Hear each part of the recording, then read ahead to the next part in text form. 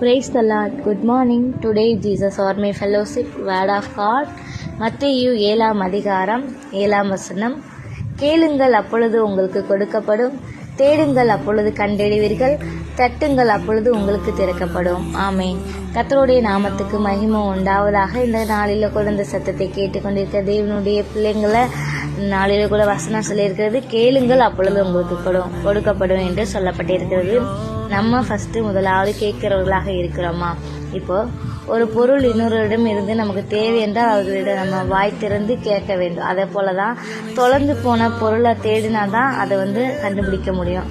அதே போல மூடி இருக்கிற கதவை தட்டினாதான் கதவு திறக்கப்படும். அப்போ நம்ம ஜெபத்துக்கு பதில் கிடைக்க வர நம்ம சோர்ந்து போகக்கூடாது.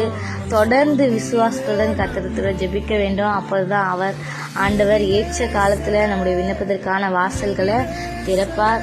நம்ம கேட்கிறவர்களாக மாத்திரம் அல்ல, நம்ம கொடுக்கிறவர்களாக இருக்கணும். ஆண்டவரை தேடுகிறவர்களாகவும் இருக்க வேண்டும்.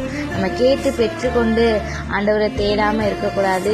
நம்ம ஆண்டவரை தேடுகிறவர்களாக இருக்க வேண்டும். இந்த நாளில கூட கர்த்தர் இந்த வார்த்தைகளை கொண்டு உங்களோடு கூட இடைபடுவார் நான் விசுவாசிக்கிறேன். நம்ம கேட்டு பெற்றுக்கொள்ளவும், தேடி அவரை கண்டடைவோம். நம்ம தட்டி ஆண்டவருடைய ஆசீர்வாதத்தின் வாசலை திறப்போம். கர்த்தர் தாமே இந்த வார்த்தையை ஆசீர்வதிப்பாராக. ஆமேன்.